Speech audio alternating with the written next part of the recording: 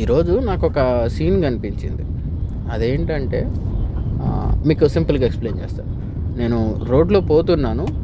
Red light పడింది. నా ముందు కార్‌లన్నీ వెళ్తూనే ఉన్నాయి. బళ్ళన్నీ వెళ్తూనే ఉన్నాయి. సో, నేను స్లో చేశాను. రెడ్ లైట్ చూడగానే స్లో చేశాను. సైడ్‌లో ఒకే ఒక్క బాబు.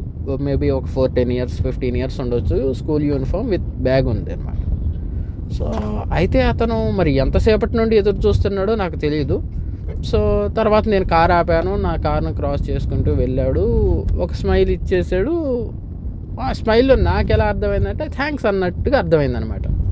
ఓకే. డన్. అయిపోయింది. నేను మూవ్ అయిపోయాను. కానీ తర్వాత కొంచెం తీరిగ్గా ఆలోచిస్తే అసలు నాకక్కడ ఏం అర్థమైందంటే, ఇప్పుడు అతను కరెక్ట్ వేలో ఉన్నాడు. ఐ మీన్ జీబ్రా క్రాసింగ్ ఉంది. సిగ్నల్ ఉంది. కానీ నేను తప్పించి ఇంకా నా వెనకొచ్చేవాళ్ళు తప్పించి ఎవరు ఆపలేదు. అది ముందు నేను ఆపాను కాబట్టి నా వెనకోళ్ళు ఆగారు. ఒకవేళ నేను కూడా ఆపకపోయింటే ఆ బాబు దాటడానికి కష్టమయ్యేది. అతను ఎంతసేపటి నుండి అక్కడ వెయిట్ చేస్తున్నాడు. అంటే సిగ్నల్ అతనికేముంది, జీబ్రా క్రాసింగ్ కూడా ఉంది. ఇప్పుడు అతను స్కూల్ పుస్తకాల్లోనో లేకపోతే టీచర్లు చెప్పేప్పుడు వింటుంటాడు, చదువుతుంటాడు.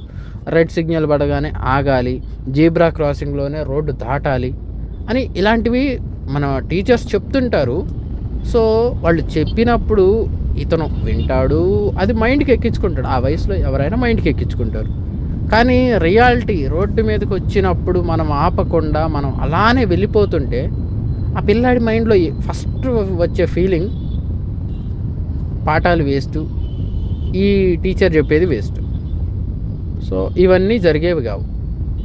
ఇక్కడ అందరూ ఇంతే అని వాడు ఆ వయసులోనే, అంటే 15 సంవత్సరాల వయసులోనే వాడి మైండ్‌కి ఎక్కేసింది. ఇంకా వాడేం చేస్తాడు, ఇంకా వాడికి ఒక 20 వచ్చినప్పుడు కూడా, అంటే ఇంకొక 10, 15 ఇయర్స్ తర్వాత కూడా సేమ్ వాడు కూడా ఇలానే చేస్తాడు. సిగ్నల్ కనిపించిన ఆగడు, ఆ జీబ్రా క్రాసింగ్ ఉన్న స్లో చేయడు. సో, అది నాకు ఈ ఒక్క సెకండ్ నేను చూసింది, ఆ ఒక్క సెకండ్ వాడి స్మైల్ అంతే. కానీ ఈ ఆలోచిస్తే ఇంత డెప్త్ నాకు అనిపించింది అనమాట.